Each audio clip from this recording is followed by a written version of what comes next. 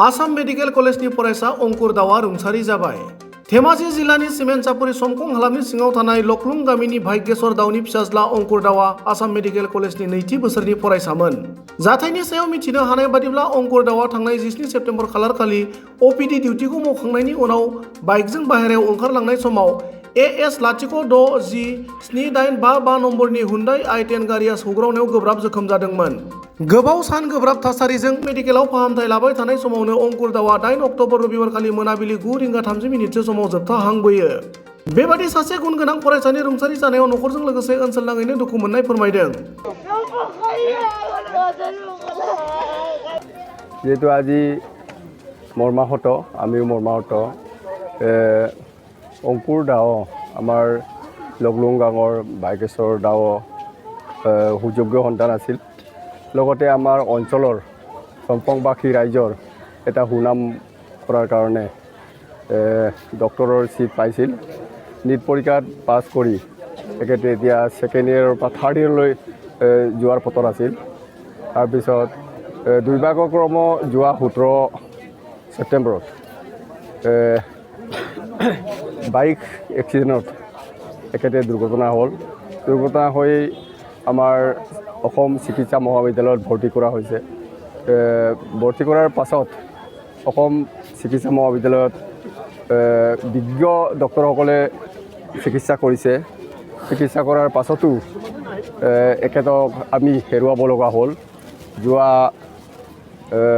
8 তাৰিখ অক্টোবৰত 9:30 বজাত এখেত আমাক সকলোকে এৰি থৈ গৈ ইলীলা সম্পন্ন কৰিলে। সেইকাৰণে আমি সকলো দল সংগঠনে আৰু আমাৰ গোটেই অঞ্চলবাসীয়ে আজি শোকত ভাগি পৰিছোঁ। আৰু মই এই চেগতে আমাৰ অংকুৰ দাওলৈ স্বৰ্গগামী হোৱাৰ পথত যাতে তেওঁ স্থান পায় আৰু সুসন্তপ্ত পৰিয়াললৈ মোৰ মানে সমবেদনা জ্ঞাপন কৰিলোঁ। ধন্যবাদ। যেনক তাৰমানে আমি এতিয়া অংকুৰ দাওৰ ঘৰত আছোঁ। অংকুৰ দাওক আমি তাৰমানে ইয়াতে গম পাইছিলোঁ যে তাৰমানে ডিব্ৰুগড় যিটো চিকিৎসা মহাবিদ্যালয়ত তেওঁ তাৰমানে পাঠদান শিক্ষা গ্ৰহণ কৰি আছিলে। তাৰে ভিতৰত তাৰমানে যোৱা 17 ছেপ্টেম্বৰ তাৰিখে প্ৰায় 9:30 বজাত সেই যিটো তাৰমানে মেডিকেলৰ পৰা ঘৰলৈ বুলি যাওঁতে তেওঁ তাৰমানে গাড়ীৰ যিটো এটা এক্সিডেণ্ট এটা হ'ল বুলি আমি শুনিলোঁ। ভাবিছিলোঁ যে তেওঁ তাৰমানে ইমানখিনি মৃত্যু মুখলৈ পৰাকৈ তাৰমানে তেওঁৰ এক্সিডেণ্ট হৈছে বুলি আমি ভবা নাছিলোঁ।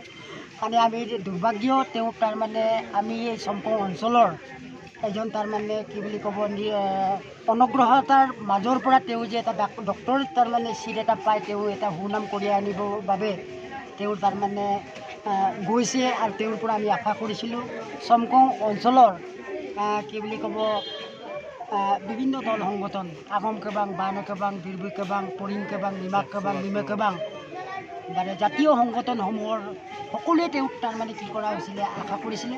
কিন্তু এই আশা কৰাৰ মূলতে তাৰমানে কি হ'ল তেওঁৰ যিটো এই ঘটনাত আমি সকলোৱে মৰ্মান্তত তাৰমানে আঘাত পাইছোঁ।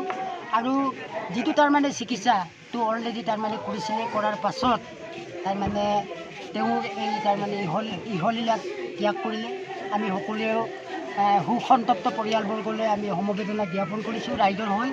প্লাছ তাৰমানে এতিয়া যিটোৱে তেওঁক তাৰমানে খুন্দিয়ালে আঘাতপ্ৰাপ্ত কৰিলে আইনে যাতে তেওঁক তাৰমানে কি বুলি কয় সৎভাৱে ন্যায় এটা যাতে তাৰমানে পাব পৰাকৈ ব্যৱস্থা এটা কৰি দিব লাগে বুলি আমাৰ ছাইডৰ পৰা মানে অনুৰোধ জনাইছোঁ।